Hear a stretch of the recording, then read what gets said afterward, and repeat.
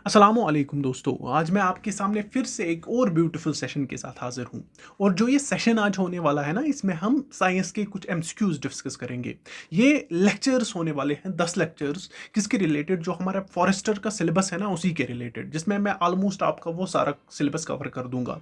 ये first video होने वाला है, जो भी मैं आपको यहाँ पे डिटेलिंग प्रोवाइड करूँगा, कोशिश करना उसको याद कर रखने की, और जितना हो सके आप कॉन्स्टेंटली इसके साथ अटैच रहिए, आपका कंप्लीट हो जाएगा। बाकी इस वीडियो में आपको एक टारगेट मिलने वाला है, वो है 200 लाइक्स का और 100 कमेंट्स का। अगर आपने वो क्लियर किए, मतलब कंप्लीट करवा दिए जल्दी, तो जितनी जल्दी हो सके मैं दूसरी वीडियो लाने की कोशिश करूंगा। वरना आपको पता है, एज यूजुअल, जिस स्पीड में मैं चलता हूं, जब मुझे टाइम मिलता है तो मैं वीडियो रिकॉर्ड करता हूं और आपके सामने पेश रखता हूं। बाकी चलते हैं अपने वीडियो की ओर। आते हैं अपने पहले क्वेश्चन पे। बिल्कुल इजी और सिंपल क्वेश्चन है। आई नो आप इसका आंसर इजीली कर पाओगे, लेकिन उससे पहले आपसे एक रिक्वेस्ट है। जो ये वीडियो है ना, इसमें आपको ऐसे बहुत सारे क्वेश्चंस दिखेंगे, लेकिन जैसे ही आपको वो क्वेश्चंस दिखेंगे ना, कोशिश करिए वहां पे वीडियो को पॉज करने की, खुद से एनालाइज करिए उन क्वेश्चंस को और आंसर करिए। साथ ही में जो मैं आपको उसका आंसर प्रोवाइड करूंगा ना, उसके साथ कंपेयर करिए उस आंसर को, और देखिए आपके कितने करेक्ट जा रहे हैं। इससे दिख जाएगा कि आपकी प्रिपरेशन किस हद तक जा रही है, मतलब किस तरीके से जा रही है। देखिए, अब जो ये वीडियो है, इसमें आपको मैं बहुत सारी डिटेलिंग भी प्रोवाइड करूंगा इन क्वेश्चंस के साथ साथ। कोशिश करिए उसको मेमोराइज करने की, अगर हो सकता है उसको अपनी जगह नोट डाउन करिए। इससे आपको बहुत ज़्यादा बेनिफिट और हेल्प हो जाएगी। देखिए, अब आते हैं अपने क्वेश्चन पे सीधे से। देखिए, सिंपल क्वेश्चन मैंने बोला ना। देखिए, पूछ क्या रहा है कि which moon of Pluto is so large compare to Pluto that they are sometime considered as double dwarf planet system. आपको बस इतना बोलना है, प्लूटो की वो मून जो इतनी बड़ी है, जिसको कभी कभी लिया जाता है डवार्फ प्लैनेट्स में। सिंपल क्वेश्चन है, इजी है। आई नो आपने आंसर कर दिया। इसका जो करेक्ट आंसर है ना, वो है ऑप्शन डी, यानी चिरॉन इसका करेक्ट आंसर है। आई होप आपने भी यही आंसर किया होगा। देखिए, जो हमारे पास एसएससी है ना, उसने पूछा था क्वेश्चन कि आप बोलिए प्लूटो की लार्जेस्ट मून कौन सी है, वो थी चिरॉन। ऐसा क्वेश्चन पूछा था, मैंने थोड़ा सा ऑल्टर किया, ऐसे लाया। तो बाकी क्वेश्चन सेम ही है। देखिए, अगर पूछा जाएगा कि स्मॉलेस्ट मून कौन सी है, वो है स्टाइक्स। ये आपको याद रखना है। देखिए, जो ये चिरॉन है ना, ये half of the size of Pluto है। अगर आप प्लूटो के साथ इसको कंपेयर करोगे ना, प्लूटो का आधा लोगे, उतना साइज है चिरॉन का, ये आप याद रखोगे। प्लूटो की जो टोटल मून्स है ना, वो 5 मून्स है। कितने हैं टोटल? 5 मून्स है। उनमें सबसे बड़ी चिरॉन और स्टाइक्स सबसे छोटी है। और जो और दो है ना, वो है निक्स, हाइड्रा। 4 तो आपको ऑप्शंस में ही दिखे, लेकिन इसके अलावा और एक मून है जो मैंने यहां पे लिखी नहीं, और जानबूझ के नहीं बता रहा हूं आपको। आपको क्या करना है, खुद से रिसर्च करिए, गूगल पे जाइए, देखिए 5वीं मून कौन सी है। उससे इनका भी आपको रिवीजन हो जाएगा जब आप एनालाइज खुद से करोगे, और आपको ये भी याद रहेगी, और आपको और डिटेलिंग याद रहेगी प्लूटो की। यही मोटिव है इस वीडियो का। अगर हो सके तो लिखिए कमेंट सेक्शन में, अगर नहीं है तो मत लिखिए, मुझे कोई जरूरत नहीं, लेकिन आपको फायदा होगा वही मेरे लिए काफी है। देखिए, अब जो ये प्लूटो है ना, ये हमारे पास 2006 से पहले, अगर आप देखोगे 2006 अगस्त तक, अगर आप देखोगे, इसको हम लेते थे as the 9th planet of our solar system. लेकिन जैसे ही अगस्त आ गया, जैसे ही इसको ऑब्जर्व किया गया, जो इसकी पाथ थी ना, वो थोड़ी सी वेरी करती थी, जो हमारे पास दो बाकी प्लैनेट्स है ना, उनसे थोड़ी डिफरेंट होती थी। ये कभी कभी इलिप्टिकल होती थी, कभी कभी टिलेटेड होती थी। कभी कभी ये इलिप्टिकल होती थी, कभी कभी टिल्टेड होती थी।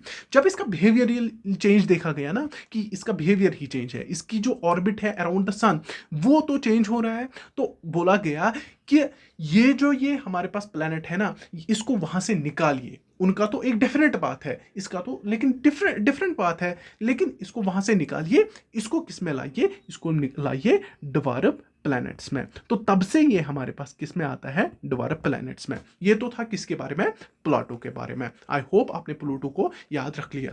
देखिए, और एक प्लैनेट हमारे पास आता है सैटर्न। नाम तो सुना होगा।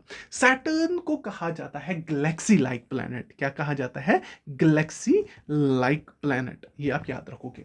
क्यों कहा जाता है गैलेक्सी लाइक प्लैनेट? क्योंकि अगर आप देखोगे ना, इसकी इर्द गिर्द हमारे पास 7 रिंग्स है। क्या है? 7 रिंग्स है। जो 7 रिंग्स है ना, ये पूछा गया था इनको कैसे नेमिंग दी जाती है। इनको नेमिंग जो है ना, डायरेक्ट, ये याद रखना, अल्फाबेटिकल नेमिंग दी जाती है। ए से लेके जी तक अल्फाबेट्स का इन्वॉल्वमेंट होता है इसमें, जिससे इसको नेम किया गया है। जैसे डी, ए बी ऐसे इसको नाम दिया गया है, लेकिन दिया गया है अल्फाबेट्स से, ये आप याद रखोगे।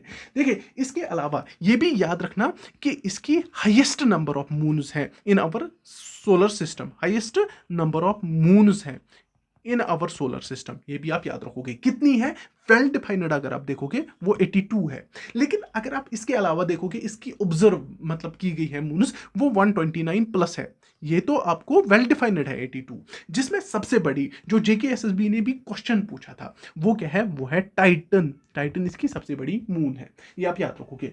लीस्ट डेंसिड जो आपको प्लैनेट मिलेगा ना हमारी पोलर सोलर सिस्टम में, वो यही सैटर्न है, ये आप याद रखोगे। देखिए ये आपको ग्रीनिश इन कलर दिखेगा, क्या दिखेगा, ग्रीनिश इन कलर दिखेगा, क्योंकि इसके एटमॉस्फेयर में आपको सल्फर दिखेगा, क्या दिखेगा, सल्फर दिखेगा, ये भी आप याद रखोगे। इसके अलावा आपको यहाँ पे हाइड्रोजन दिखेगा, आपको यहाँ पे सोडियम दिखेगा, आपको यहाँ पे वाटर, एमोनिया और मीथेन दिखेगा, ये भी आप याद रखोगे। देखिए इसके अलावा हमारे पास और एक प्लेनेट है, ये मैं मिटा देता हूं, उसका नाम है यूरेनस। अब मैंने यूरेनस का ही पहले नाम क्यों दिया, यूरेनस के भी अगर आप देखोगे ना अलग मतलब इसका स्ट्रक्चर देखोगे, इसके भी इर्द गिर्द आपको रिंग्स दिखेगी। कितनी रिंग्स दिखेगी, 5 रिंग्स दिखेगी, जिनकी नेमिंग कैसे आती है, वो आती है अल्फा, बीटा, गामा, थीटा और इप्सिलन, EPSILON, इप्सिलन, ये आप याद रखोगे। इसकी नेमिंग ऐसे होती है, ये आप याद रखोगे। उसकी किन से है, अल्फाबेट से, इसकी किससे है, जो हमारे पास अल्फा, बीटा, गामा ऐसे इसकी मून ये ना रिंग्स की नेमिंग है। टोटल मून्स इसकी भी 27 है, याद रखने की जरूरत नहीं है, कभी पूछा नहीं गया है, लेकिन इसकी जो ये नेमिंग है ना ये पूछी गई थी किसमें, यूपीएससी में, ये याद रखना। देखिए अब अगर पूछा जाएगा ना ये भी आपको ग्रीन इन कलर दिखेगा, क्या दिखेगा, ग्रीन इन कलर, क्यों, क्योंकि यहां पे भी आपको सल्फर, मीथेन वगैरह दिखेगा, दैट्स वाई ये आपको ग्रीन कलर दिखेगा। इस यूरेनस को ही कहा जाता है गॉड ऑफ हेवंस, ये भी आप याद रखिए, काफी इंपॉर्टेंट है। अब जब इन प्लैनेट्स की बात हो ही गई, यूरेनस और सैटर्न की तो हमने बात की, अब हम देखते हैं आगे से ही सारे प्लैनेट्स को कि कहां पे क्या होता है। देखिए ये अगर आप अपने प्लैनेट्स को देखोगे, आपका पहला क्या आता है, मरकरी। मरकरी वो प्लैनेट है जिसकी कोई भी मून नहीं है, नो मून, ये समझ लेना। मरकरी वो प्लैनेट है जिसकी आपको कोई भी मून नहीं दिखेगी, ना ही आपको यहां पे कोई भी मतलब जो गैस जैसे कार्बन डाइऑक्साइड, हाइड्रोजन या ऑक्सीजन, यहां पे आपको कोई भी गैस भी नहीं दिखेगा, नो गैस, कोई भी गैस नहीं दिखेगा, ये आप याद रखोगे। और अगर आप दूसरे नंबर पे देखोगे यहां पे आपका वीनस आता है, वीनस में देखोगे यहां पे भी आपको कोई मून नहीं दिखेगा। ये वीनस हमारा हॉटेस्ट प्लैनेट है, सबको पता है ना, हॉटेस्ट प्लैनेट है। इसको क्या कहा जाता है, इसको कहा जाता है इवनिंग या मॉर्निंग स्टार भी इसको कहा जाता है, ये भी आप याद रखना, इवनिंग या मॉर्निंग स्टार, ये पूछा गया था क्वेश्चन, यस आपको पता ही होगी। हॉटेस्ट प्लैनेट है और इसको अर्थस ट्विन भी कहा जाता है, अर्थस ट्विन भी कहा जाता है, ये भी आप याद रखोगे। अब देखिए हमारा ब्लू प्लैनेट जिसको क्या कहा जाता है, अर्थ। अर्थ के बारे में यहाँ पे मैं पूरी डिटेलिंग नहीं दूंगा, क्योंकि यहाँ पे क्रस्ट लेना है, बाकी मेंटल लेने हैं, उनमें देखना है कंपोजिशन क्या है, वो हम जब हम जियोग्राफी का सेशन लाएंगे ना, एमसीक्यू सेशन, वहां पे मैं आपको वो प्योरली अच्छे से डिफाइन कर दूंगा। देखिए यहाँ पे आप इतना ही याद रखोगे, जहां पे लाइफ एग्जिस्ट करती है वो हमारी अर्थ है और इसी को कहा जाता है ब्लू प्लैनेट। देखिए अर्थ के बाद हमारा कौन सा प्लैनेट आता है, वो है मार्स। मार्स को ही कहा जाता है रेड प्लैनेट, ये सबों को पता है। क्यों कहा जाता है, क्योंकि अगर आप इसकी सॉइल देखोगे ना उसमें आपको आयरन ऑक्साइड मिलेगा, आयरन ऑक्साइड की वजह से ही सॉइल को रेड इन कलर मिलता है और जो इसकी सरफेस वो हमें रेड दिखती है, that's why it is called a red planet, इतना आपको याद रखना है। देखिए इसको अगर आप देखोगे ना ये हमारा सेकंड स्मॉलेस्ट प्लैनेट है हमारे सोलर सिस्टम का, ये भी आपको याद रखना है। इसकी आपको 2 मून्स मिलेगी, एक तो फेबोस है और इसके अलावा कौन सी है, डेमोस। डेमोस और फेबोस इसकी 2 मून्स हैं। अगर पूछा जाएगा ना कि इसका वेदर कैसा है, वो कोल्ड ही रहता है। और अगर आप देखोगे ना हमारे सोलर सिस्टम में सबसे बड़ी बड़ी डेजर्ट्स आपको कहाँ पे मिलेगी, वो आपको मार्स के ऊपर ही मिलेगी, ये भी आपको याद रखना है। और पॉसिबिलिटी ऑफ लाइफ कहाँ पे एग्जिस्ट करती है, वो है मार्स पे ही, अर्थ के बाद मार्स पे ही ये कहा जाता है कि वहाँ पे एग्जिस्ट कर सकते हैं। इसमें अगर आप एटमॉस्फेयर में देखोगे, इसमें आपको कार्बन डाइऑक्साइड भी मिलेगा, इसमें आपको नाइट्रोजन ऑक्साइड भी मिलेगा, ये भी आपको याद रखेगा, और कुछ इनर्ट गैसेस भी मिलेगी, वो भी आप याद रखोगे। देखिए इसके बाद हमारे पास कौन सा आता है, जो हमारे पास जुपिटर आता है ना, वो मार्स के बाद आता है, वो मार्स के बाद हमारा जुपिटर आता है।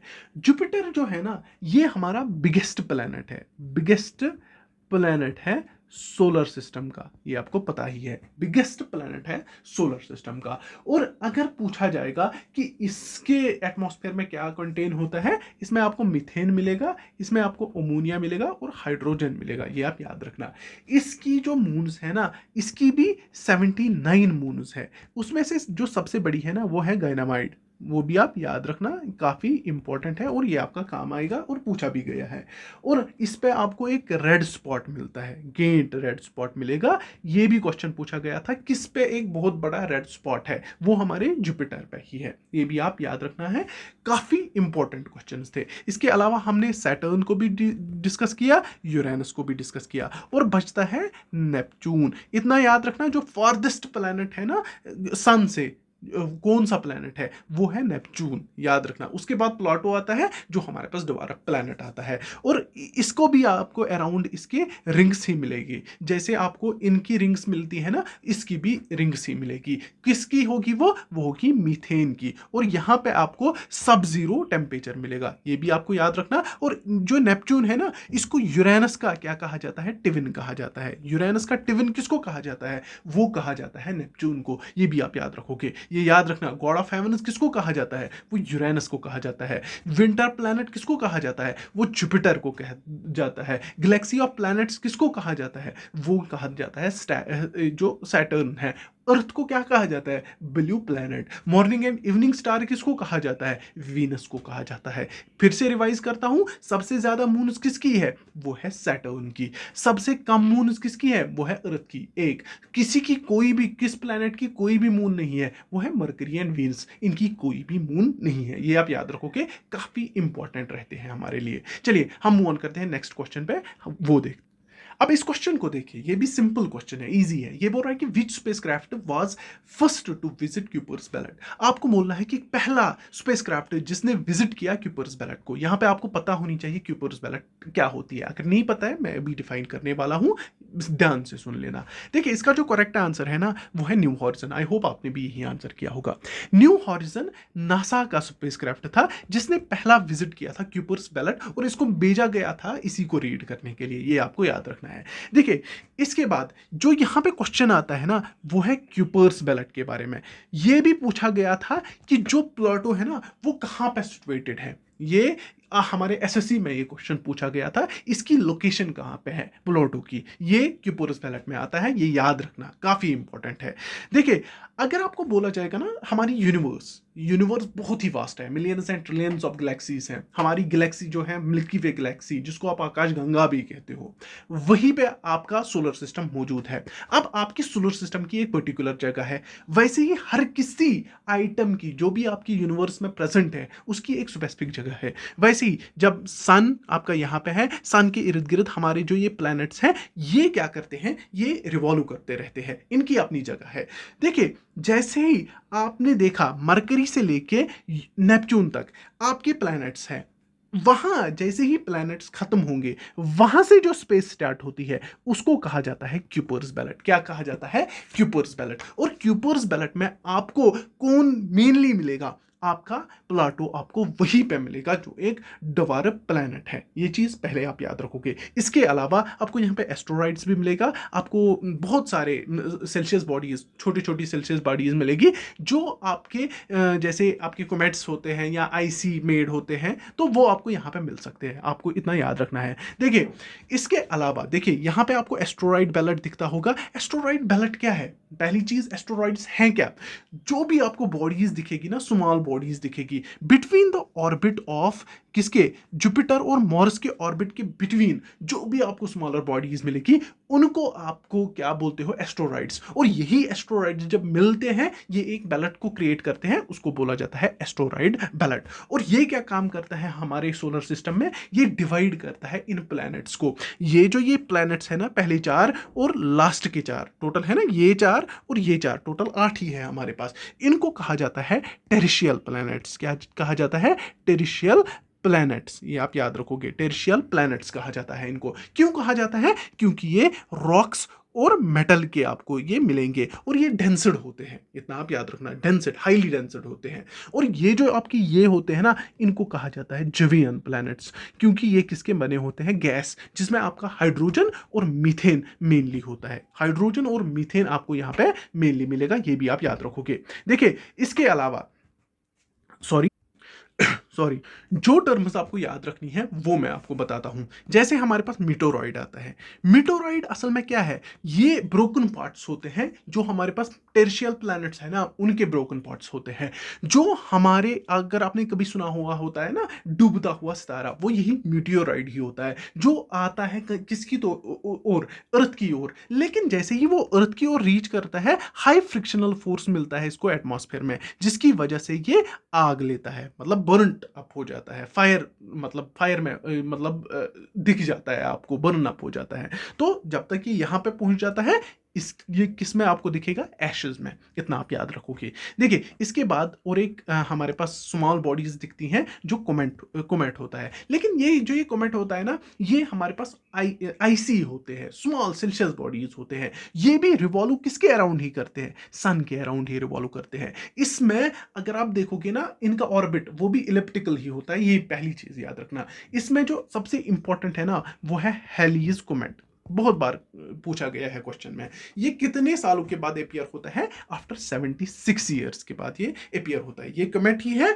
हेली के नाम पे इसको हेलीज कमेट कहते हैं, क्योंकि उसी ने इसको देखा था। और अगर आप देखोगे ना, इसमें जो हमारे पास एक प्रॉपर्टी है, ये आपको सिर्फ 76 साल के बाद फिर से दिखेगा। इससे पहले ये 1986 में दिखा था, अब ये 76 के बाद दिखेगा। तो इसी को हेलियस कोमेट कहते हैं, ये भी आप याद रखोगे। देखिए इसके अलावा कुछ और टर्म्स हम याद रखेंगे जो हमारे लिए काफी इंपॉर्टेंट है। पहली टर्म, अगर आप यूनिवर्स की जो स्टडी कर रहे हो, अगर आप यूनिवर्स की स्टडी कर रहे हो, तो उसको क्या कहा जाता है, उसको कहा जाता है कॉस्मोलॉजी।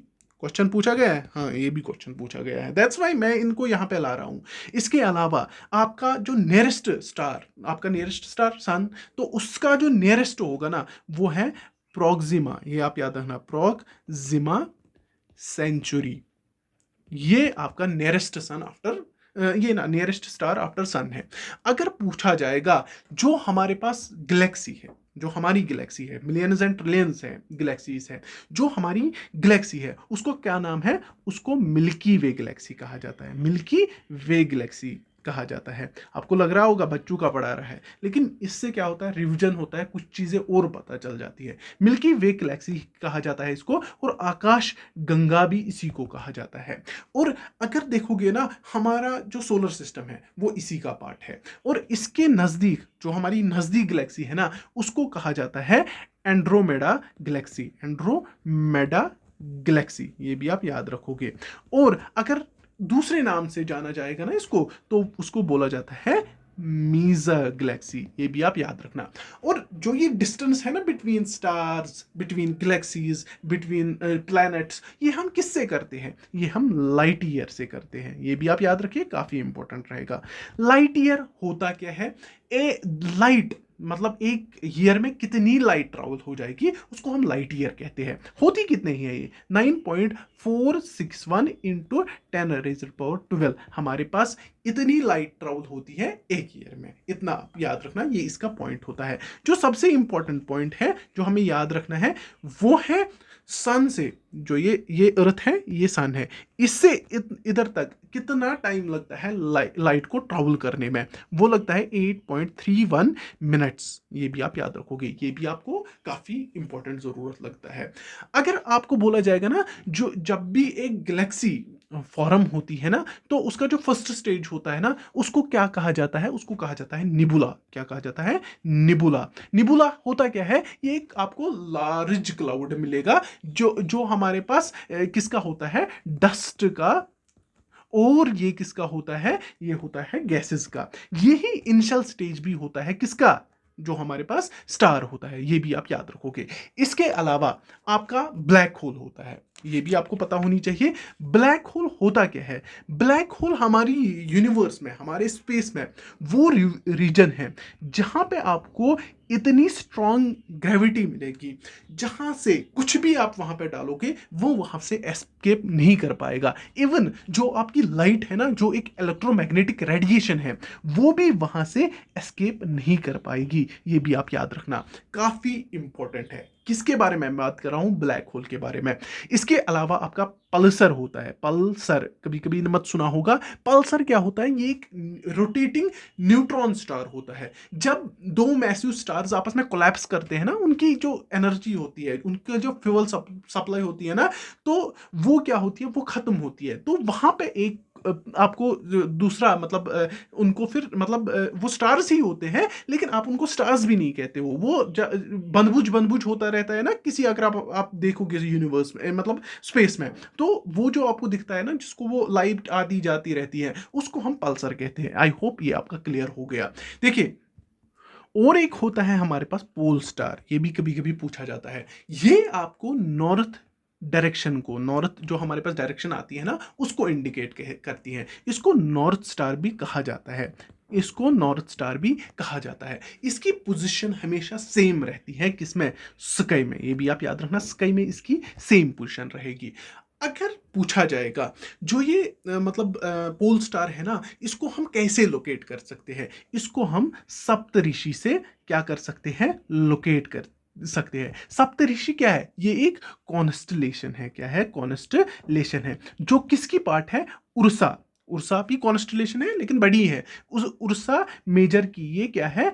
पार्ट है। ये आप याद रखना। जैसे हमारे पास बिग बियर आता है, उसकी ये पार्ट आता है। सप्तऋषि में क्या होते हैं? 7 स्टार्स होते हैं। 7 स्टार्स मिलके एक क्या बनाते हैं? एक कॉन्स्टलेशन बनाते हैं। ये आप याद रखना, तभी इसको सप्त ऋषि कहते हैं। आई होप ये आपका क्लियर होगा। हम नेक्स्ट क्वेश्चन पे जाते हैं। चलिए, आप इस क्वेश्चन को देखिए। ये भी इजी क्वेश्चन है। आपको बोलना है कि Messenger satellite has been launched by NASA for study of what? किस प्लेनेट को स्टडी करने के लिए मैसेंजर सैटेलाइट को लॉन्च किया गया था? ये भी बिल्कुल इजी क्वेश्चन है। अब मैं ज्यादा डिटेलिंग नहीं दूंगा, बस क्वेश्चन एक दो करेंगे, उसके बाद नेक्स्ट टॉपिक पे मूव करेंगे। इसका जो करेक्ट आंसर है वो है हमारे पास मरकरी। आई होप आपने भी यही आंसर किया होगा। देखिए, इसके बाद का क्वेश्चन, ये क्वेश्चन देखिए, ये क्वेश्चन भी आया था एसएसबी में, इसको पूछा गया था। Which moon of Jupiter is known for its active volcano and sulphur rich surface? किसको कहा जाता है? मतलब कौन सी मून है वो जो सल्फर रिच सरफेस के लिए जानी जाती है और वोल्केनो है इस पे एक्टिव? वो है हमारे पास लू। ये भी आप याद रखना, काफी इंपॉर्टेंट है। चलिए मूव ऑन करते हैं नेक्स्ट क्वेश्चन। अब इस क्वेश्चन को देखिए, हम चलते चलते दूसरे टॉपिक पे आप शिफ्ट हो रहे हैं। देखिए, एक साइड से आपकी फिजिकल क्वांटिटीज दी गई हैं, आप दूसरी साइड से आपके इसके यूनिट्स दिए गए हैं। आपको इनको करेक्टली मैच करवाना है। करवाइए मैच, मैं भी आपके साथ करवाता हूं। देखिए, इलेक्ट्रिक चार्ज का कोलम ए का 1 हो गया। ए का 1 कहां पे है? यहां पे भी ए का 1, यहां पे भी ए का 1, दैट मीन्स ए का 4 ये नहीं आ सकता है, तो नन हम ऐसे ही रख सकते हैं। हो सकता है कि इसमें कोई आंसर ही ना हो। दूसरा, इलेक्ट्रिक फील्ड का होता है न्यूटन पर कूलम, दैट मीन्स बी का आएगा 3। बी का आएगा 3। बी का 3 कहां पे है? 2 है यहां पे, ये कैंसिल हो गया, तो बी का 3 यहां पे है। तीसरा, इलेक्ट्रिक पोटेंशियल का वोल्ट आता है। इलेक्ट्रिक पोटेंशियल का वोल्ट, दैट मीन्स सी का 2, ये यहां भी ठीक, यहां भी ठीक। इलेक्ट्रिक कैपेसिटेंस का क्या है? फैराड, दैट मीन्स डी का 4, दैट मीन्स ये इसका ऑप्शन 2 करेक्ट वन है। आई होप आपने भी यही आंसर किया होगा। देखिए, यहां पे ये चीजें तो हमें पता होनी चाहिए। हमें कुछ चीजें डिस्कस करनी है, तो फिर हम इस टॉपिक को देखते हैं कि इसमें क्या क्या चीजें इंपॉर्टेंट रहती है। देखिए, पहली हमारे पास फिजिकल क्वांटिटी आती है। क्या आती है? Physical quantity. फिजिकल क्वांटिटी कोई भी होती है जो वेली डिफाइंड हो और जिसको आप क्या कर सकते हो? मेजर कर सकते हो। इसको हम फिजिकल क्वांटिटी कहते हैं। जैसे आपके पास क्या है? Length is measure of something. Defined है ना, किसी का माप लो आप, दैट्स लेंथ, है ना? वो आपका लेंथ है, और इसको आप मेजर कर सकते हो। आप बोलते हो ना, फॉर एग्जांपल ये मैंने लाइन डाल दी, आपने बोला ये 10 सेंटीमीटर की है, ये इसकी लेंथ है, you can measure it. Simple है। अब यहां पे जो ये फिजिकल क्वांटिटीज है ना, ये डिवाइड हुई है किसमें? एक तो हमारे पास फंडामेंटल क्वांटिटीज, फंडामेंटल क्वांटिटीज, दूसरा हमारे पास आता है डिराइव्ड क्वांटिटीज, और इसके अलावा डिराइव्ड के अलावा आपकी और एक आती है, उसको आप बोलते हो सप्लीमेंट्री क्वांटिटी। सप्लीमेंट्री क्वांटिटी, देखिए पहले हम फंडामेंटल क्वांटिटी डिफाइन करते हैं। ये वो क्वांटिटी होती है जो इंडिपेंडेंट होती है बाकियों से, इसको दूसरों को, खुद को डिफाइन करने की दूसरों से की जरूरत नहीं है। फॉर एग्जांपल लेंथ, लेंथ को दूसरों की जरूरत नहीं है कि वो खुद को डिफाइन कर सके। या ल्यूमिनस इंटेंसिटी आप देख सकते हो, इलेक्ट्रिक करंट देख सकते हो, या टाइम देख सकते हो। इनको दूसरों की जरूरत नहीं पड़ती है, बल्कि दूसरों को इनकी जरूरत पड़ती है खुद को डिफाइन करने के लिए। जैसे आपने देखा होगा वॉल्यूम, वॉल्यूम असल में क्या है, वो है length into breadth into height, लेकिन सबका यूनिट हम एल एल एल ही लेते हैं, तो वो एल क्यूब होता है। ये होती है डिराइव्ड क्वांटिटी, ये सिंपल है, ये सबको पता है। दूसरा हमारे पास होता है सप्लीमेंट्री क्वांटिटी। सप्लीमेंट्री क्वांटिटी क्या होती है, नाइदर वो आपको मिलेगी क्या एक फिजिकल क्वांटिटी, ना ही आपकी वो क्या है, ना ही वो आपकी डिराइव्ड क्वांटिटी है। अब वो है क्या, वो आपकी सप्लीमेंट्री क्वांटिटी है। जैसे आपका प्लेन एंगल है, प्लेन एंगल, आपने एक 2D शेप उठानी है। 2D शेप, फॉर एग्जांपल मैंने एक सर्कल उठाया, ये आपका 2D शेप है, तो मैं यहां पे एक सेक्टर बनाता हूं। सेक्टर मैंने बनाया, मैंने रेडियस 2 को जो मतलब जोड़ दिया, ये क्या आपका बन गया, ये आपका सेक्टर बन गया ना, सीधी सी बात, ये तो समझ आ गया। अब यहां पे एक एंगल क्रिएट होता है, जब आपने एक 2D शेप ली, सर्कल लिया, तो यहां पे एक एंगल बन गया। जो ये एंगल होता है ना, एंगल, इसको आप क्या बोलते हो सॉरी, इसको आप क्या कहते हो, प्लेन एंगल।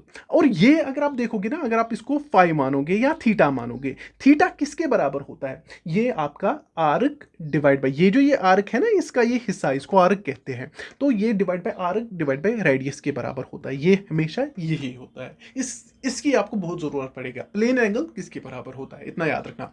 दूसरा हमारे पास होता है सॉलिड एंगल। क्या होता है, सॉलिड एंगल। सॉलिड एंगल हमारे पास अब होता क्या है, आपने एक स्फीयर उठाया, ये आपका स्फीयर है, तो आपने उससे एक कोन शेप्ड, मतलब जैसे आपकी आइसक्रीम होती है ना, वो बाहर निकाली। अब जो ये एंगल होता है ना, ये, इसको बोला जाता है solid angle. Simple, solid angle बोला जाता है। अब ये सॉलिड एंगल किसके बराबर, अगर आप ये फाई मानते हो, तो ये आपका एरिया ऑफ दिस कोन क्या होता है, एरिया, जो ये इस पार्ट का एरिया जो होता है ना, उसका डिवाइड बाय जो ये आपकी इसकी रेडियस होती है, रेडियस स्क्वायर, उसके बराबर ये होता है। आई होप ये आपका क्लियर हो गया। इतना आपको किसके बारे में था, सप्लीमेंट्री एंगल्स के बारे में, ये आपको दिमाग में होना चाहिए। दूसरी चीज हमारे पास होती है स्केलर और वेक्टर क्वांटिटी। देखिए स्केलर और वेक्टर क्वांटिटी, स्केलर क्वांटिटी वो फिजिकल क्वांटिटी होती है, ये भी एक फिजिकल क्वांटिटी होती है, जिसमें आपको डायरेक्शन तो नहीं मिलेगी, इसमें आपको डायरेक्शन नहीं मिलेगी, बट आपको क्या मिलेगा, यहाँ पे आपको इसका मैग्नीट्यूड मिलेगा, बट डायरेक्शन आपको नहीं मिलती है। ये आप याद रखोगे, डायरेक्शन आपको नहीं मिलती है। फॉर एग्जाम्पल, आप अगर डिस्टेंस देखोगे, आप किसी की डिस्टेंस बोलते हो, आप बोलते हो मेरा स्कूल यहां से 10 किलोमीटर है, बट आप इसका डायरेक्शन नहीं बोलते हो किस डायरेक्शन में है। अगर आप डायरेक्शन बोलोगे, फॉर एग्जांपल आपने नॉर्थ बोला, नॉर्थ में है, आपने एक पर्टिकुलर डायरेक्शन दी, तो आप क्या बोलते हो, ये इस, तो फिर ये एक वेक्टर क्वांटिटी बनाई। लेकिन डिस्टेंस एक क्या है, स्केलर क्वांटिटी है, ये आप याद रखोगे, क्योंकि हम इसका सिर्फ मैग्नीट्यूड बोलते हैं हमेशा। देखिए इसके अगर आप अलावा देखोगे, जो आपकी एनर्जी है, एनर्जी जैसे आप जूल्स का यूज करते हो, पावर होता है, टाइम होता है, या स्पीड होता है, या वॉल्यूम होता है, ये सारी आपकी किस में आती है, स्केलर क्वांटिटीज में आती है। इसके अलावा अगर आप वेक्टर क्वांटिटीज देखोगे, इसमें आपका डिस्प्लेसमेंट आता है। डिस्प्लेसमेंट में आपको पूरा ही पता होता है कि जो हमारे पास कोई, अगर आपकी क्वांटिटी है, वो मतलब फॉर एग्जांपल आपने एक डिस्टेंस कवर किया, आपने एक बहुत सारी डिस्टेंस, फॉर एग्जांपल आप यहां से यहां तक गए, फिर यहां से यहां तक गए, आपको ये इनिशियल है, ये फाइनल पॉइंट है, आपको बोलना है इधर से इधर तक जो इसकी शॉर्टेस्ट डिस्टेंस है ना, वही तो आपकी डिस्प्लेसमेंट है ना। लेकिन आपको डायरेक्शन पता है कहां से, इनिशियल पोजीशन से लेके फाइनल पोजीशन तक, that is displacement is a vector quantity. I hope ये आपका क्लियर होगा, बिल्कुल ही इजी क्वेश्चन था। अब देखिए जो हमारे लिए सबसे इंपॉर्टेंट है, हमारी फिजिकल क्वांटिटीज कितनी है, वो आप पहले याद रखिए। वो हमारे पास आता है लेंथ, पहली लेंथ, दूसरा मास, तीसरा हमारे पास टाइम आता है, चौथा हमारे पास इलेक्ट्रिक करंट आता है, इलेक्ट्रिक करंट आता है। इसके अलावा आपका टेम्परेचर आता है और अमाउंट ऑफ सब्सटेंस और आपकी ल्यूमिनस इंटेंसिटी। ये आपकी क्या आती है? Physical quantities. क्या आती है? Basic physical quantities, fundamental quantities. इसमें length, mass, time, electric current, temperature, amount of substance and luminous intensity, जिससे आप सारे डिराइव्ड क्वांटिटीज को इन्हीं से निकालते हो। देखिए, इसका यूनिट अगर आपको बोला जाएगा वो आपका मीटर है, सिंबल एम है। और इसका जो आपका ये है ना लेंथ का मीटर है, इसका आपका किलोग्राम है, केजी जिसको आप बोलते हो। इसका सेकंड है, टाइम का सेकंड है। इलेक्ट्रिक करंट का क्या है? एम्पियर, जो आप ए से डिनोट करते हो। टेम्परेचर का क्या है? केल्विन, ये आप याद रखना, केल्विन है टेम्परेचर का। अमाउंट ऑफ सब्सटेंस का मोल, जिसको आप MOL से करते हो। क्या करते हो? MOL से। और जो आपका ल्यूमिनस इंटेंसिटी वो होता है कैंडेला, जिसको आप CD से डिनोट करते हो। ये आप याद रखोगे। इसके अलावा जो हमने और दो क्वांटिटीज ली थी सप्लीमेंट्री क्वांटिटीज, उसमें आपका प्लेन एंगल आता है। प्लेन एंगल, जो आपका प्लेन एंगल होता है, और सॉलिड एंगल होता है।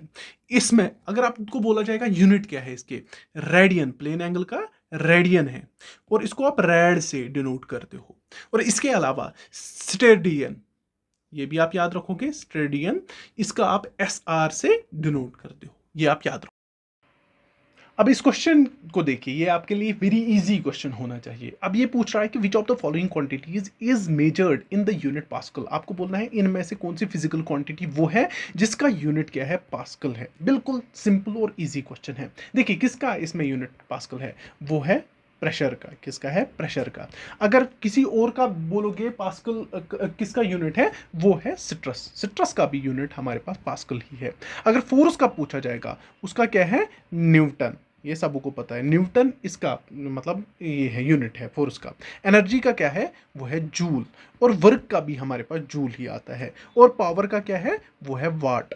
ये भी आपको पता ही होगी, जो हमारे पास वर्क बाय क्या होता है? टाइम होता है।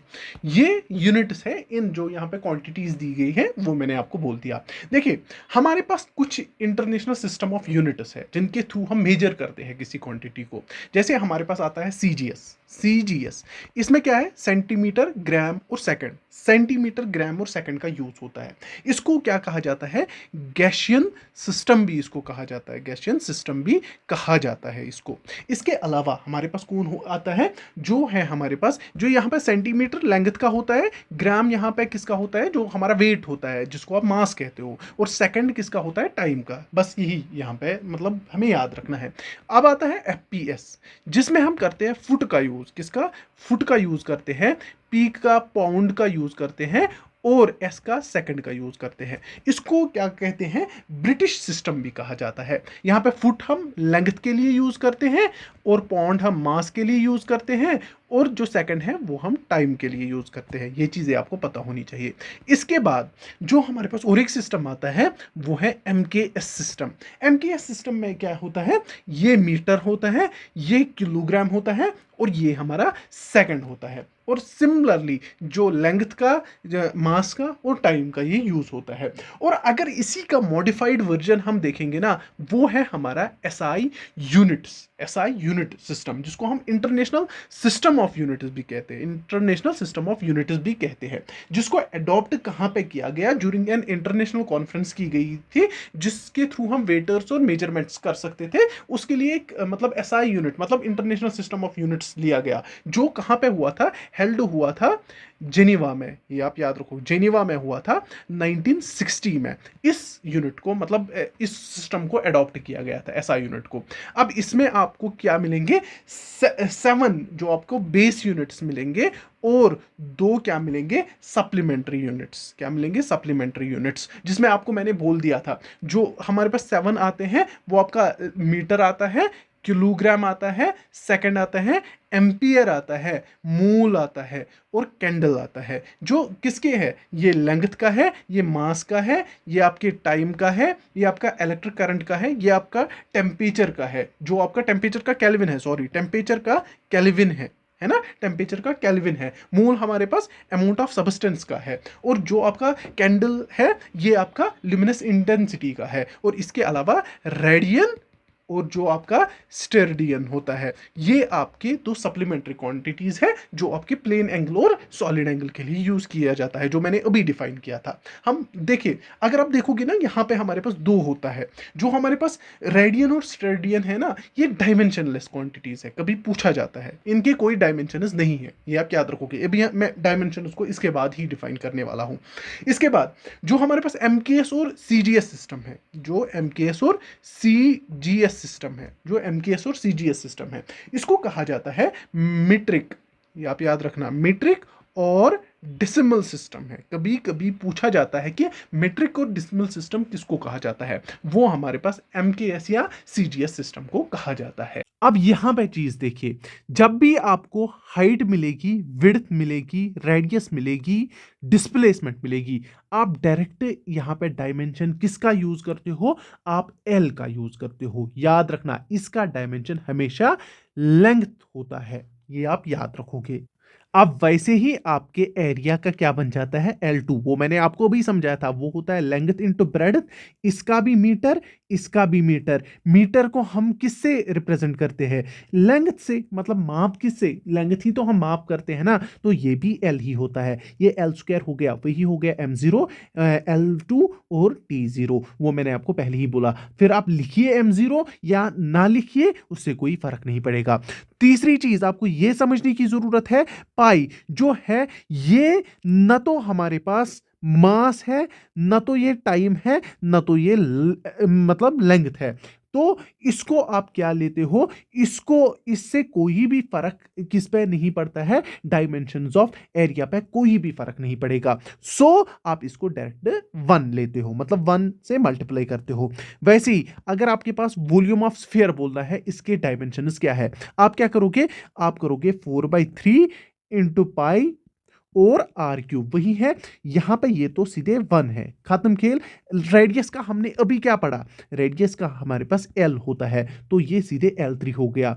तो आप क्या बोलोगे, ये हमारे पास M0, L3 और T0, ये इसके हमारे पास डायमेंशनल फॉर्मूला, और इसके डायमेंशंस 3 है, ये आप याद रखोगे।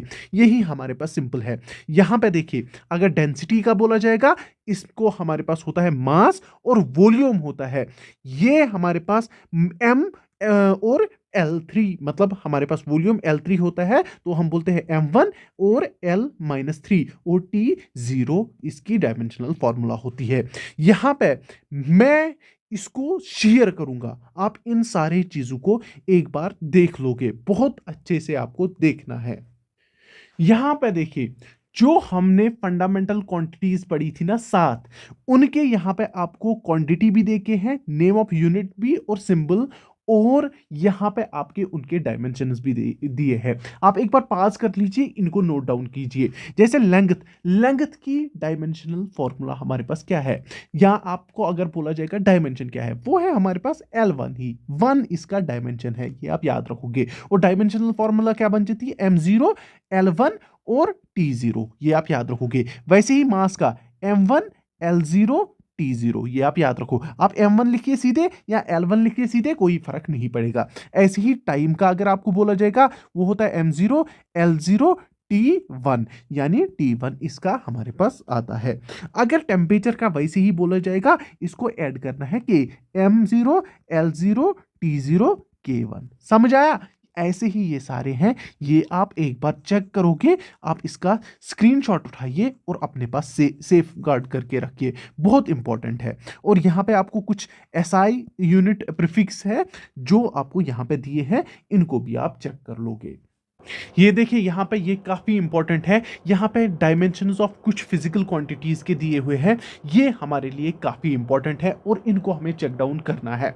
यहाँ पे देखिए, अगर आपको डिफिकल्ट लगता है ना किसी भी चीज़ का डायमेंशन करना, देखिए मैं पहला ही उठाता हूँ, स्पीड। स्पीड क्या होता है हमारे पास, डिस्टेंस डिवाइड बाई टाइम। अब डिस्टेंस हम किस तरह से मापते हैं, लेंथ से मापते हैं, और टाइम को हम सेकेंड्स में, मीन्स हम टी ही लेते हैं ना फंडामेंटल क्वांटिटी, क्योंकि ये एक डिराइव्ड क्वांटिटी है तो हम इसको ऐसे रिप्रेजेंट कर सकते हैं। तो आप बोलोगे L1 T-1, यहाँ पे m आएगा 0 ऑटोमेटिकली। आप सिर्फ इतना ही रहिए, या m0 भी लिखिए, कोई फर्क नहीं पड़ेगा, क्योंकि इसका डायमेंशन हमारे पास यहाँ पे 0 आता है, इसका 1 और इसका -1। आई होप ये चीज़ें आपको समझ आ रही है। देखिए और एक चीज़ समझिए, अगर आपको यहाँ पे जैसे कि यहाँ पे मोमेंटम है, मोमेंटम अगर आपको कोई भी बोलेगा मोमेंटम क्या होता है, वो होता है मास इंटू वेलोसिटी, वही होता है।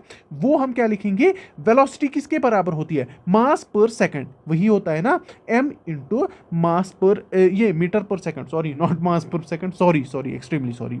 यहाँ पे देखिए मास पर सेकंड हो गया, फिर से मास पर सेकंड, मीटर पर सेकंड, सॉरी।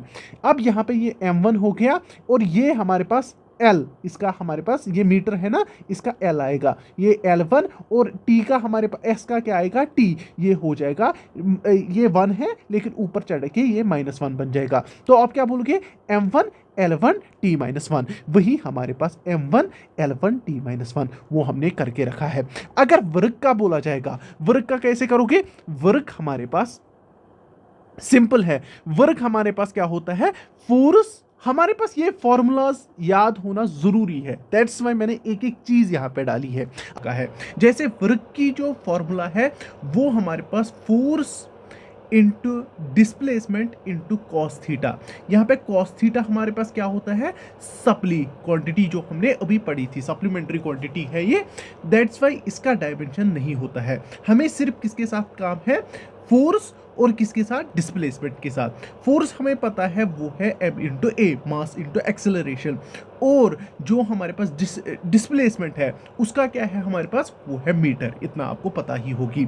अब मास इंटू एक्सेलरेशन, एक्सेलरेशन खुद किसके बराबर होता है, वो हमारे पास मीटर पर सेकंड स्क्वायर, यहाँ पे लिख के रखा है मैंने एक एक करके ताकि आपको चीज़ें इजी हो जाए। इंटू क्या होता है, वो इंटू होता है वो मीटर, यानी किसका मीटर, जो हमने यहाँ पे डिस्प्लेसमेंट का लिया था, इंटू कॉस थीटा, जिसका हमें पता है डायमेंशन कुछ नहीं होता है, उसको हम छोड़ देते हैं। अब यहाँ पे अगर ये मीटर है, अगर ये मीटर है तो इसका, सॉरी अगर ये मास है, नॉट मीटर, मास है, तो इसका m आएगा। अगर ये हमारे पास मीटर है तो इसका L होगा, और अगर ये हमारे पास सेकंड है तो इसका T2 होगा, इनटू ये यहाँ पे फिर से क्या है हमारे पास, डिस्प्लेसमेंट, तो इसका भी क्या होगा, इसका हमारे पास L होगा। तो ये हमारे पास M1 L2 T-2 हो जाएगा। ये इसकी हमारे पास क्या हो गए, डायमेंशंस 1, 2 और -2। आई होप ये चीज़ आपको समझ आई। ऐसे ही सेम हमारे पास किसकी होती है, हमारी एनर्जी की, जिसका हमारे पास अगर किसी ने भी बोला जो हमारे पास यूनिट है वो क्या है, वो है जूल, और यहाँ पे वर्क का भी क्या है ऐसा यूनिट, वो है जूल। इतना आपको याद रखना है। आई होप ये चीज़ें आपको समझ आई। हम मूव ऑन करते हैं नेक्स्ट पे। सिमिलर वे से इन पे भी आप नज़र मारोगे, काफ़ी इंपॉर्टेंट है, इन सब को आपको नज़र मारनी है। एक बार स्क्रीन को पास करिए और इनको चेकआउट करिए, स्क्रीनशॉट उठाइए और इनको याद रखिए, काफ़ी इंपॉर्टेंट है। यहाँ पे सिमिलरली ये भी है, ये डायमेंशंस ऑफ जो हमारे पास कुछ कॉन्स्टेंट्स हैं उनके डायमेंशंस है, इनको भी आप अच्छे से चेकआउट करोगे। बहुत इंपॉर्टेंट है, देख के रखना, क्योंकि इधर पे मैंने ये सारे अच्छे से सॉल्व करके रखे हैं, एक बार आप चेक कर लेना। तो हम मूव ऑन करते हैं नेक्स्ट। यहाँ पे हमारे पास कुछ और इंपॉर्टेंट चीज़ें हैं। फिजिकल क्वांटिटी हमारे पास फोर्स है, अगर सीजीएस में इसका यूनिट देखोगे तो डाइन है, और एसआई में न्यूटन है।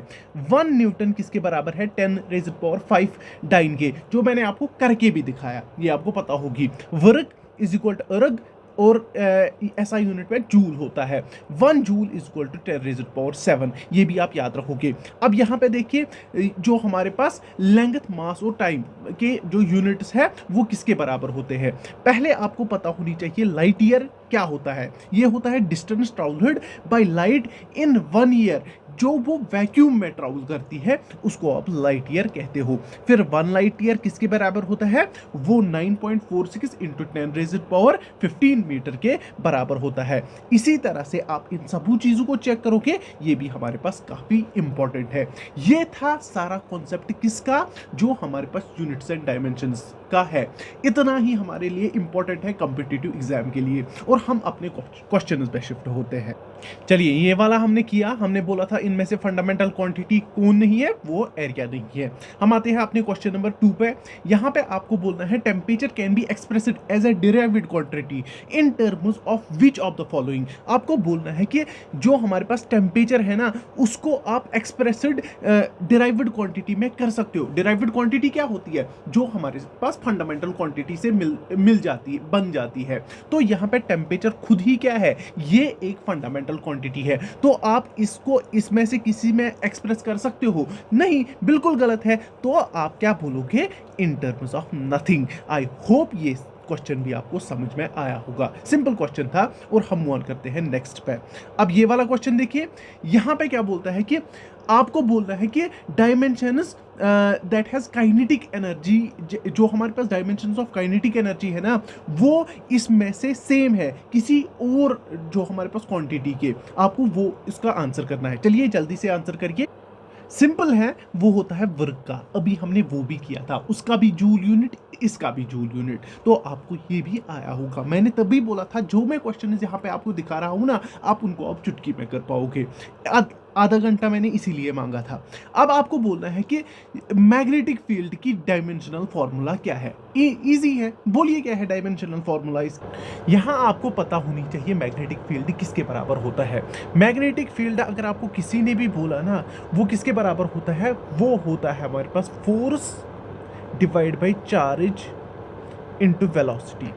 अब यहाँ पे इन चीज़ों को मैंने आपको बता दिया। अब आप इजीली इसको डिटरमाइन कर सकते हो, इसका हमारे पास डायमेंशनल फॉर्मूला क्या निकलेगी। अगर फोर्स लोगे, वो आपका मास इनटू एक्सेलरेशन होता है, वही होता है। एक्सेलरेशन खुद क्या होता है? वो हमारे पास मीटर पर सेकंड स्क्वायर होता है। अब m का l लीजिए और यहाँ पे इसका s स्क्वायर लीजिए। तो अगर आपको बोला जाएगा इसका हमारे पास क्या होगा, मतलब जो हमारे पास डायमेंशनल फॉर्मूला हमारे पास फोर्स की क्या बनती है?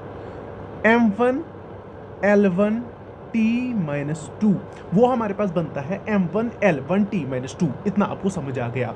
अगर आपको बोला जाएगा ये हमारे क्या लिखा है यहाँ पे? चार्ज। अब चार्ज किसके बराबर होता है? वो भी आपको पता होनी चाहिए। वो होता है करंट इंटू टाइम।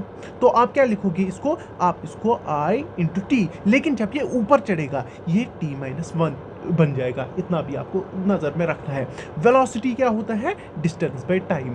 तो इसका क्या होगा? अगर इसका डिस्टेंस का क्या होता है? वो l होता है। इसको ऊपर चढ़ाइए, वो -1 बन जाएगा, t-1। आई होप जब आपको ये सारी चीज़ें मिल गई, आप इजीली फाइंड कर सकते हो इसकी डायमेंशनल फॉर्मूला। ये मैंने आपको बस सिखा दिया कि करना कैसे है। अब आप खुद ढूंढिए इसमें से इसका आंसर क्या होगा। इजी है। हम मूव ऑन करते हैं नेक्स्ट क्वेश्चन पे। चलिए, यहाँ पे देखिए, आपको बोलना है कि यूनिट ऑफ एनर्जी क्या है, जरा मुझे बोल। वो इसका करेक्ट आंसर है इलेक्ट्रॉन वोल्ट। इतना आपको पता होनी चाहिए। एक इलेक्ट्रॉन वोल्ट किसके बराबर होता है? वो होता है 1.6 इंटू 10⁻⁻19 जूल। ये भी आपको दिमाग में रखना है। बहुत ही इंपॉर्टेंट क्वेश्चन था, दैट्स व्हाई यहाँ पे लाया हुआ हूँ। तो हम मूव ऑन करते हैं नेक्स्ट क्वेश्चन। यहाँ पे ये वाला क्वेश्चन देखिए क्या बोल रहा है। What are the complete set of base and derived units known as. उनको आप क्या कहते हो? उनको हम कहते हैं सिस्टम ऑफ यूनिट्स। यहाँ पे आपको एक चीज़ याद रखनी है। सिस्टम ऑफ यूनिट्स तो मैंने आपको बोला, बेसिक फंडामेंटल यूनिट्स हमारे पास 4 होते हैं। एक तो एम्पेयर होता है, वो आप याद रखोगे। दूसरा हमारे पास सेकंड होता है, और तीसरा किलोग्राम, और चौथा मीटर। ये 4 चीज़ें आप याद रखोगे। और हम मूव ऑन करते हैं नेक्स्ट। चलिए, यहाँ पे आपको सिंपल क्वेश्चन है। आपको बोलना है कि वो क्वांटिटीज जिनके सेम डायमेंशंस है। इधर पे 2 क्वांटिटीज आपके दी हुई हैं। आपको बोलना है कि इनमें से किसके सेम क्या है? डायमेंशंस है। बस ये क्वेश्चन है और इसका करेक्ट आंसर हमारे पास wave length and focal length है। आई होप आप लोगों ने भी यही आंसर किया होगा, बहुत ही इंपॉर्टेंट है। हम मूव ऑन करते हैं नेक्स्ट क्वेश्चन पे। यहाँ पे देखिए, अगर यहाँ पे क्या बोल रहा है कि आपको बोलना है कि विच of the physical quantities has dimensional formula m1 l2 t-3, इनमें से आपको बोलना है कि वो किसकी हमारे पास डायमेंशनल फॉर्मूला है। वो हमारे पास पावर होता है। पावर की जो डायमेंशंस होते हैं वो होते हैं m1 l2 t-3, इतना आपको याद रखना है। अब पावर किसके बराबर होता है? पावर अगर आपको किसी ने भी बोला वो होता है वर्क डिवाइड बाय टाइम। और आपको मैंने दिखाया था अभी वर्क के डायमेंशंस क्या होते हैं हमारे पास, m1 l2 t-2 और डिवाइड बाय हो गया यहाँ पे टाइम। अब टाइम को ऊपर चढ़ाइए, अगर हम ऊपर चढ़ाएंगे तो ये हमारे पास क्या बन जाएगा, ये हमारे पास m1 l2 t-3, इतना आपको समझ। यहाँ पे कंफ्यूज मत हो जाइए, ये मैं भूल गया, ये t-2 है, हाँ समझना। चलिए हम मूव ऑन करते हैं नेक्स्ट पे। चलिए ये वाला क्वेश्चन देखिए, which method is used to measure distance of other planets from earth. आपको बोलना है कि हम किस मेथड को यूज करते हैं कि हम अर्थ से दूसरे प्लैनेट्स तक डिस्टेंस मेजर करते हैं। चलिए बोलिए इसका करेक्ट आंसर, बहुत ही इजी क्वेश्चन, वो हमारे पास पैरेलल मेथड होता है। आई होप इतना भी आपको समझ आया और ये आप याद रखोगे। हम मूव ऑन करते हैं नेक्स्ट पे। यहाँ पे अभी मैंने ये क्वेश्चन बोला, एक लाइट ईयर की कितनी वैल्यू होती है, ये आप मुझे कमेंट सेक्शन में बोलोगे, बहुत ही इंपॉर्टेंट क्वेश्चन है और ये आप खुद बोलोगे।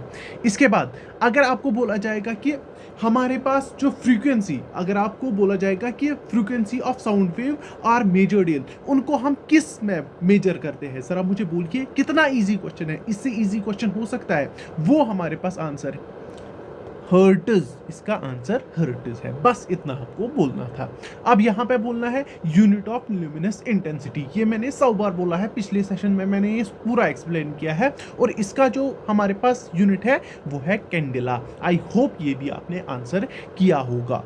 अब इसके बाद देखिए, आपको बोलना है कि वन एस्ट्रोनॉमिकल, आपको बोलना है वन एस्ट्रोनॉमिकल यूनिट किसके, इसका वैल्यू क्या होता है। बिल्कुल सिंपल क्वेश्चन है, चलिए बोलिए इसका करेक्ट। यहाँ पे इससे कंफ्यूज मत हो जाइए, ये 11 है, 10⁻12 है और ये है 10⁻11 और इसका करेक्ट आंसर है 1.496 इंटू 10⁻। देखिए इस क्वेश्चन को मैं कभी भी यहाँ पे नहीं लाता, उतना इजी ये क्वेश्चन है, लेकिन इसको समझाने के लिए कि कभी कभी एग्जामिनर कैसे खेलता है।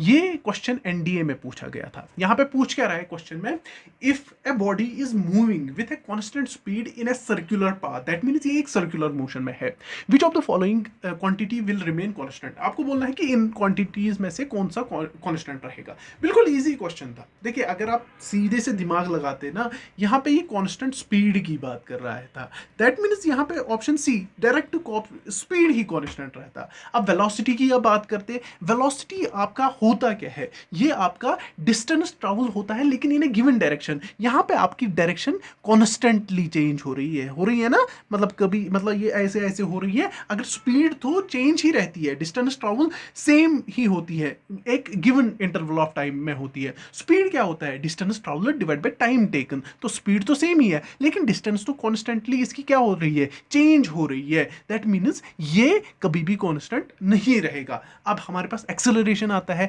एक्सेलरेशन क्या होता है, ये होता है change in velocity divide by time taken. Velocity में कौन सी चेंज आ गई, टाइम कितना लिया उस चेंज ने, तो ये तो किस पे डिपेंड है। अगर वेलोसिटी कॉन्स्टेंटली चेंज हो रही है दैट मीन्स एक्सेलरेशन भी चेंज होगी। अब डिस्प्लेसमेंट क्या होती है, डिस्प्लेसमेंट होती है शॉर्टेस्ट। अगर आप सर्कुलर पाथ में हो तो यहाँ पे आपको डिस्प्लेसमेंट क्या होगी, जीरो, क्योंकि यहाँ पे आपको दिखता ही नहीं है ना इनिशियल एंड फाइनल पोजीशन, ये सर्कुलर पाथ में है। आपको किसने बोला कि ये कहीं पर रुक जाता है तो फिर आप बोलोगे इनिशियल एंड फाइनल पोजीशन, तो दैट मीन्स इसका भी डिस्प्लेसमेंट का तो कोई लेना देना नहीं है यहाँ पे। तो इसका जो करेक्ट आंसर होगा वो होगा स्पीड ही कांस्टेंट, और ये यहाँ पे क्वेश्चन में ही बोल रहा था।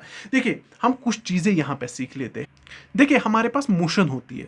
मोशन होता क्या है, जो जब भी एक बॉडी अपनी पोजीशन चेंज करता है with respect to its surroundings. अगर आप कोई भी फॉर एग्जांपल यहाँ पे एक ट्री लोगे, यहाँ पे एक इंसान लोगा, जब वो अपनी सराउंडिंग्स को देख के अपनी पोजीशन को चेंज करेगा विथ टाइम, टाइम के साथ, उसको हम मोशन कहते हैं। क्या कहते हैं? मोशन कहते हैं। नाउ फॉर एग्जांपल एक कार जो मूव कर रही है एक रोड पे, तो हम क्या बोल सकते हैं? ये मोशन में है। क्यों?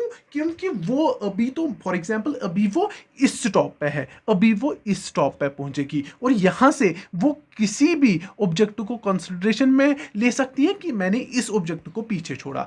सो we can say this car is in motion. I hope ये आपका क्लियर हो गया। अब देखिए हमारे पास कुछ टाइप्स ऑफ मोशन होते हैं, जिसमें हमारे पास पहले आता है रेक्टिलिनियर मोशन।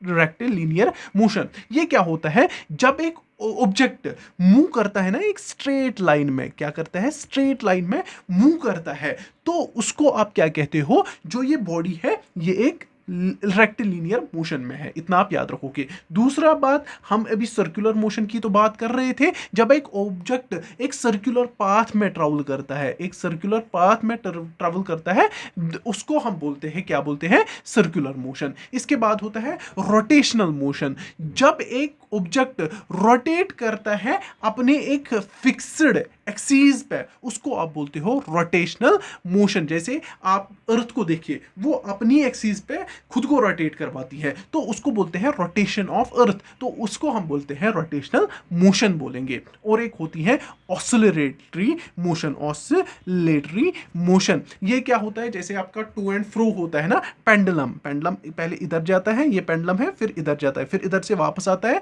फिर से वापस जाता है। ऐसे ही इसको हम बोलते हैं जब भी एक ऑब्जेक्ट टू एंड फ्रो में मोशन करेंगे ना एक फिक्स्ड पोजीशन में, तो उसको आप बोलते हो ऑसिलेटरी मोशन। ये आप याद रखोगे। ये कुछ टाइप्स थे किसके?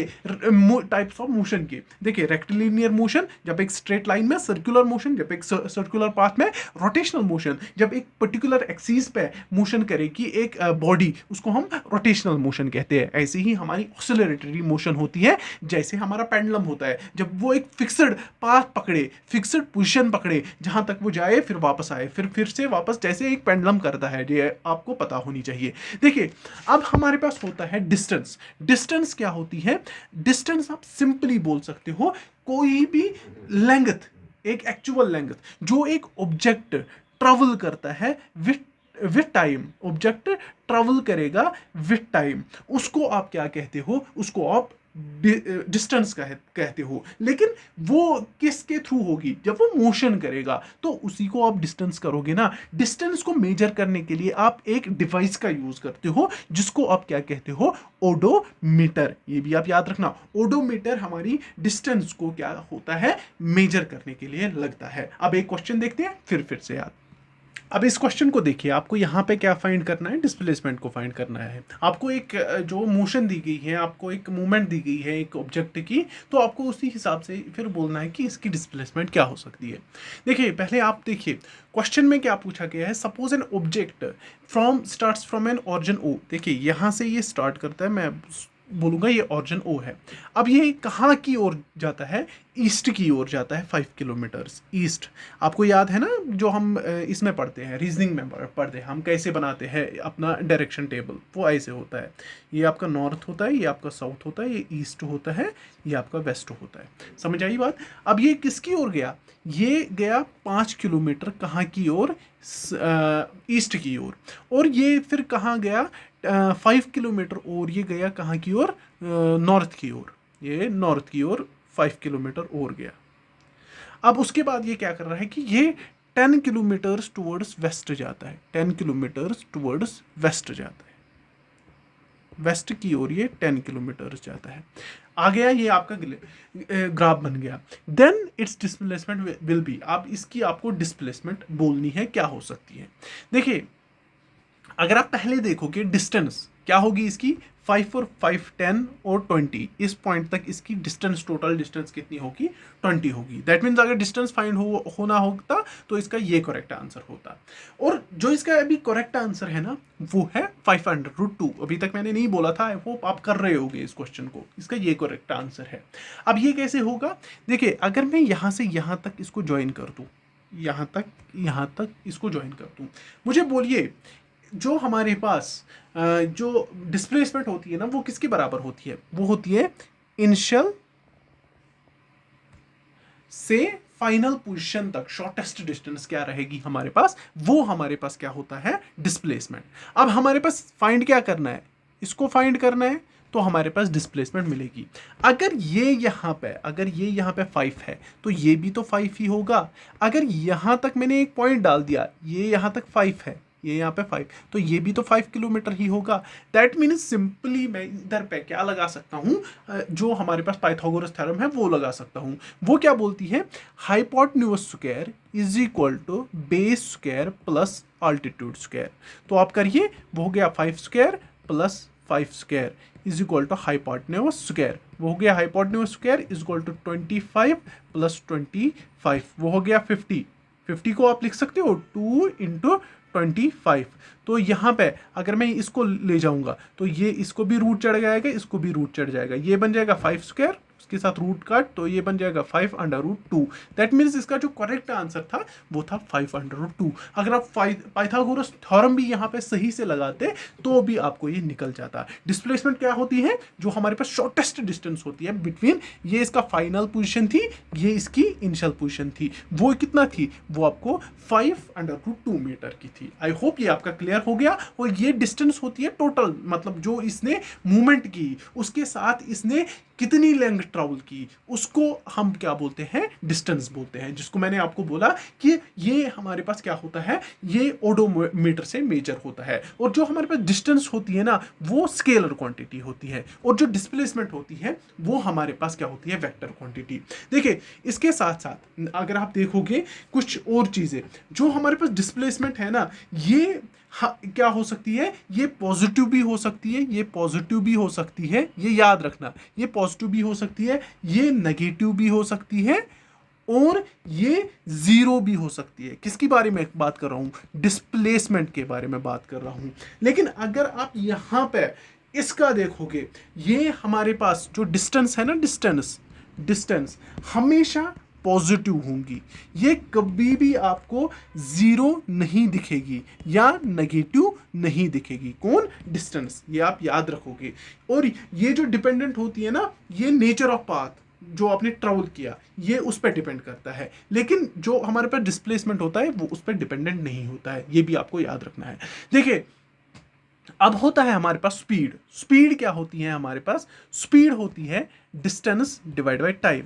क्या होती है, डिस्टेंस डिवाइड बाय टाइम। अब हमारे पास अगर हम इक्वल इंटरवल्स ऑफ टाइम में इक्वल डिस्टेंस मेंटेन रखें तो वो कहलाता है यूनिफॉर्म स्पीड। इसका अपोजिट हमारे पास क्या होता है, जो अगर हम non uniform distance uniform time में इक्वल इंटरवल्स ऑफ टाइम में करेंगे तो उसको आप बोलते हो नॉन यूनिफॉर्म स्पीड, ये भी आप याद रखना। अब एवरेज स्पीड क्या होती है, वो आपको टोटल डिस्टेंस, जितनी भी आपने डिस्टेंस ट्रैवल की ना उसको डिवाइड करोगे टोटल टाइम से तो आपको एवरेज स्पीड मिलेगी। ये आप याद रखना, एवरेज स्पीड निकलेगी। वो आप क्या करते हो, v is equal to s/t, ये भी आप याद रखना, ये काफी इंपॉर्टेंट फॉर्मूला है, आपको जरूरत पड़ेगी। अब देखिए और एक हमारे पास होती है वेलोसिटी। वेलोसिटी क्या होती है हमारे पास, वेलोसिटी होती क्या है हमारे पास, ये हमारे पास होती है जो डिस्टेंस आप ट्रैवल करते हो ना एक पर्टिकुलर डायरेक्शन में, ये भी डिस्टेंस ट्रैवल होती है लेकिन एक पर्टिकुलर डायरेक्शन में, ये याद रखना, डायरेक्शन में। और उसी को जब आप डिवाइड करते हो कि आपने टाइम कितना लिया, उसको बोलते हैं हम जो वेलोसिटी है। वेलोसिटी आपको ऐसे भी बोल सकते हो, इसको आप बोल सकते हो डिस्प्लेसमेंट डिवाइड बाय टाइम भी बोल सकते हो, ये भी याद रखना। डिस्प्लेसमेंट डिवाइड बाय टाइम हमारे पास क्या होता है, वेलोसिटी होता है। इसके भी हमारे पास टाइप्स होते हैं, जैसे अगर आप देखोगे एवरेज वेलोसिटी, यूनिफॉर्म वेलोसिटी जिसको आप बोलते हो, तो आप बोल सकते हो अगर ऑब्जेक्ट इक्वल डिस्प्लेसमेंट करे in equal intervals of time, तो उसको आप क्या बोलते हो, ये इसकी यूनिफॉर्म क्या है, वेलोसिटी है। इसके अलावा अगर नॉन यूनिफॉर्म वेलोसिटी बोलनी होगी, अनइक्वल ये डिस्प्लेसमेंट करेगा in equal intervals of time, ये याद रखना, अनइक्वल डिस्प्लेसमेंट करेगा in equal intervals of time, ये भी याद रखना, ये काफी इंपॉर्टेंट होता है हमारे लिए। इसको हम बोलते हैं नॉन यूनिफॉर्म वेलोसिटी। अब यहां पे एवरेज वेलोसिटी हमारे पास क्या होती है, एवरेज वेलोसिटी हमारे पास क्या होती है, वो सिंपली आपका क्या होता है, total displacement, total displacement divide by क्या होता है, टोटल टाइम। आई होप ये आपका क्लियर हो रहा होगा। आप ये भी बोल सकते हो, ये भी बोल सकते हो, आप बोल सकते हो u plus v divide by 2b, आप इसको बोल सकते हो एवरेज वेलोसिटी, ये इसके बराबर भी होती है। वो आपका होता है initial velocity, initial velocity, initial velocity plus final velocity divide by 2। ये आप याद रखना, ये भी हमारे पास क्या होता है, ये भी इसके बराबर होती है जो हमारी एवरेज वेलोसिटी होती है। अब हमारे पास स्पीड और जो हमारे पास वेलोसिटी है, डिफरेंस क्या है इन दोनों में, देखिए डेफिनेशन तो आपको याद रख ली आपने। स्पीड जो है ना, ये एक स्केलर क्वांटिटी है, क्या है, स्केलर क्वांटिटी है। ये हमारे पास एक वेक्टर क्वांटिटी है, क्या है, वेक्टर क्वांटिटी। जो हमारे पास मैग्नीट्यूड ऑफ स्पीड है ना, वो जीरो हो सकता है, वो जीरो हो सकता है, पॉजिटिव भी हो सकता है, लेकिन वो नेगेटिव कभी भी नहीं हो सकता है, नेगेटिव कभी भी नहीं हो सकता है। ये याद रखना, ये चीजें इंपॉर्टेंट है, पूछी गई है। अगर वेलोसिटी पे आओगे, वेलोसिटी एक वेक्टर क्वांटिटी है, क्या है, वेक्टर क्वांटिटी है। दूसरी, इसका मैग्नीट्यूड पॉजिटिव भी हो सकता है, जीरो भी हो सकता है और नेगेटिव भी हो सकता है। जीरो भी हो सकता है, पॉजिटिव भी हो सकता है और नेगेटिव भी हो सकता है, ये तीनों हो सकता है। ये याद रखना, ये काफी इंपॉर्टेंट है। इसके बाद हमारी एक्सेलरेशन आती है, क्या आती है, एक्सेलरेशन। इस पे हम अभी एक क्वेश्चन करेंगे, आपको समझ आ जाएगा। एक्सेलरेशन क्या होता है, ये होती है चेंज किसमें, वेलोसिटी में, क्या होती है, चेंज वेलोसिटी में। और आप उस चेंज में कितना टाइम लोगे, उसको आप क्या बोलते हो, एक्सेलरेशन। आप इसको ये भी बोल सकते हो, a इज इक्वल टू, अभी तक आप क्या कर रहे थे, v plus u, u plus v divide by 2 आप कर रहे थे, आपको क्या मिल रही थी, एवरेज वेलोसिटी। यहां पे आप v minus you divide by T करते हो, आपको एक्सेलरेशन मिलती है। ये भी आप याद रखोगे। अब यूनिफॉर्म एक्सेलरेशन क्या होती है, ये सिंपली है, जैसे आपने पीछे किया वैसे ही आप कर सकते हो। ये याद रखना, एवरेज वेलोसिटी हमेशा हमें बराबर होगी total change in velocity divide by total time taken. देखिए अब एक क्वेश्चन करते हैं आपके लिए, आपको ये समझ आ जाए। अब इस क्वेश्चन को देखिए, देखिए ये एक्सेलरेशन के रिलेटेड है, अभी तक हम यही चीज़ें डिस्कस कर रहे थे, तो ऐसे ही फिर क्वेश्चन भी आते हैं। अब देखिए ये बोल रहा है कि विच of the statement is true about acceleration, आपको बोलना है एक्सेलरेशन के बारे में इस स्टेटमेंट में कौन सा ठीक है। देखिए पहला बोल रहा है कि इट इज ऑलवेज पॉजिटिव, ये हमेशा पॉजिटिव रहता है। क्या हमारे पास वेलोसिटी नेगेटिव होती है, हाँ।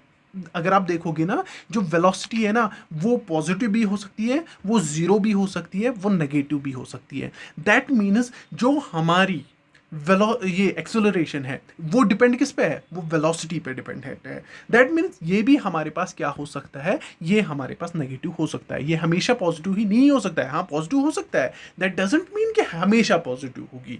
अब इसके बाद बोल रहा है acceleration is a scalar quantity, velocity पे डिपेंडेंट है, velocity is a vector quantity where you need a direction. अब अगर आप देखोगे एक्सेलरेशन क्या होता है, change in velocity divide by time taken, वही होता है ना। वेलोसिटी में आपकी डायरेक्शन जरूरी है, that means it is a vector quantity. ये भी इसका गलत है, it can be negative, that means ये इसका ट्रू है। अगर ये हमें ट्रू मिल रहा है तो नीचे तो देखने की जरूरत है, it is rate of change of speed. क्या ये rate of change of speed है? अब आप ये खुद डिपेंड करिए, डिफाइन करिए अपने दिमाग में, आप देखिए क्या ये ठीक है। अब खुद ही बोल सकते हो ये गलत है। तो बाकी आपका इसका सी पार्ट आंसर था। आई होप आपने भी ऐसे ही आंसर किया होगा। अब इस क्वेश्चन को देखिए, ये सिंपल क्वेश्चन है आपके लिए। आपको बस यहाँ से एवरेज स्पीड निकालनी है।